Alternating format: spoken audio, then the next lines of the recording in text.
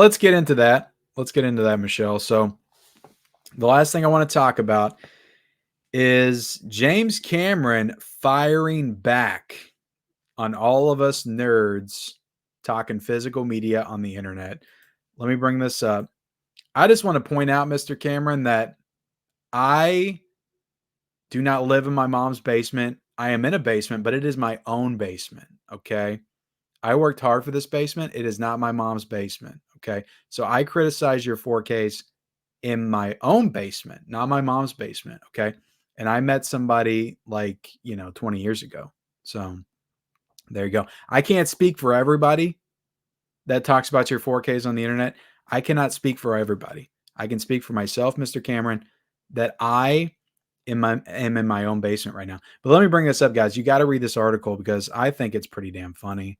So James Cameron, I'm going to bring up IndieWire, and it looks like it's playing damn trailers again. I can never escape trailers being played everywhere. James Cameron, critics of Aliens 4K restoration need to move out of mom's basement. That's the headline, guys. So he fires back. You can tell he's been building this up for a while. He's been seething with anger ever since the releases came out. I'm gonna put myself down here on the bottom, guys. So it's pretty funny. It's pretty funny. But let's read the article, and then I'll just kind of react to it as I'm reading it. So this was a few days ago, I think, but it says, let's see, James Cameron has no time to defend the 4K transfers of his films like Aliens and True Lies. And I don't know where this was, if it was at some kind of like interview or event or something, but the auteur told The Hollywood Reporter that fans who criticize the quality of restorations should get a life. I have a life, James. It's talking movies on the internet with a group of fine people like the 255 people that are watching me right now. Okay. I also go to work in the morning and I come home and I spend time with my wife and kids. I've got a life. May not be the most exciting life, but I got one. I'm sure it's not as exciting as your life. You get to be on set making Blue Man Group movies, every day. But it's a life. Okay. Let me get back to it. Cameron seems to be echoing the sentiment that Ridley Scott doled out for the historical accuracy of his own features like Napoleon. Basically, let the directors direct, the restorers restore, and the content as cinephiles, and be content as cinephiles, according to Cameron. I read that all wrong. When people start reviewing your grain structure, they need to move out of mom's basement and meet somebody, right? I'm serious. Cameron said, I mean, are you fucking kidding me? That's what he said, guys. Sorry for the foul language. I mean, are you effing kidding me? I've got a great team that does the transfers. I do all the color and density work. I look at every shot, every frame, and then the final transfer is done by a guy who has been with me for years. All the Avatar films are done that way. Everything is done. You see, that's the problem, James. We don't want them done like the Avatar films. That's the problem.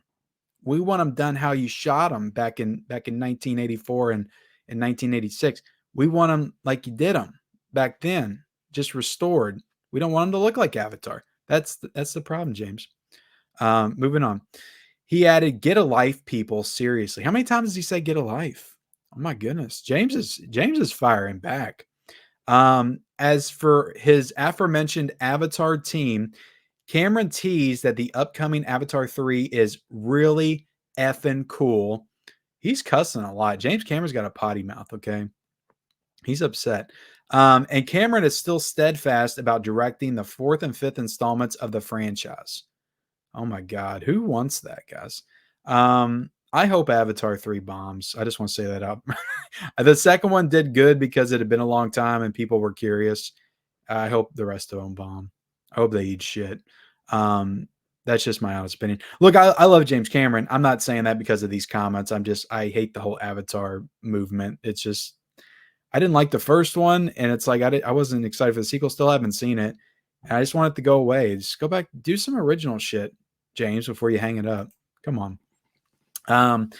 I mean, they're going to have to stop me. I got plenty of energy, love doing what I'm doing. Why would I not? Cameron said. And they're written, by the way. I just reread both of them about a month ago. They're cracking stories. They've got to get made. Look, if I get hit by a bus and I'm in iron lung, somebody else is going to do it. Cameron is just coming in hot. I don't know if he says anything about the transfers, but let me keep reading. I'll read the rest of this. Cameron previously told IndieWire's Jim Hipville during a 2023 Beyond Fest panel that the 4K release of The Abyss had bonus material that was not part of the original 1989 film. All the mastering is done, and I think it drops pretty soon, a couple of months or something like that, Cameron said. There's a lot of added material that they're sticking in there, and it will be available on streaming simultaneously. But I didn't just want to look at the old HD transfer. I wanted to do it right. I mean, I think most people agree that he did The Abyss right? So yeah, guys, what do you all think of that? That's crazy, right? James Cameron just went scorched earth on all of us physical media nerds out there. Here are my thoughts. He's a filmmaker. He made these films. He obviously cares about his movies, guys. He does. He's just a little warped with his thought process of how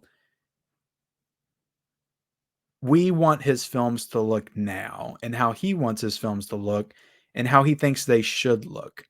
But at the end of the day, he's the guy that made them. They're his movies and he's doing the work. If he wants to do them that way, we don't have to love it, but we have to kind of respect it, I guess. I mean, they're his movies. We wouldn't have them if it wasn't for him. We wouldn't have them if it wasn't for him. So, there's worse things going on in the world than bad 4K restorations from James Cameron. And I would argue for the most part, they're fine. I just don't like the way Aliens looks, but I know a lot of people that did. A lot of people loved Aliens on 4K. This was their favorite one. So, again, it's all subjective, right? I continue to say that 4K is the most subjective format there's ever been. I think that most people would say that Blu-ray is a clear upgrade over DVD, but a lot of people struggle to find the differences between Blu-ray and 4K. They struggle to find the reasons to upgrade Blu-ray to 4K. And a lot of times people just don't like the look of 4K with the HDR and how it has a little bit of a darker tint to it. They're a little bit thrown off by that.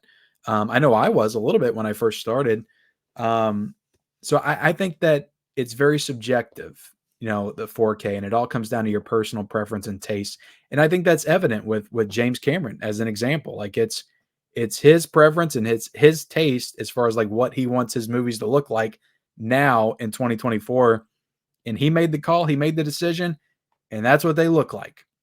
So all of us nerds in our mom's basements, we just got to suck it up and live with it. And that's all we can do. So I don't know. That's my thoughts, guys. I thought it was interesting though. And it was funny. Definitely interesting and funny to share on the live tonight. But what are your all's thoughts? Comments in the chats, comment after the stream. Let me know your thoughts in the comment section and all that good stuff. So.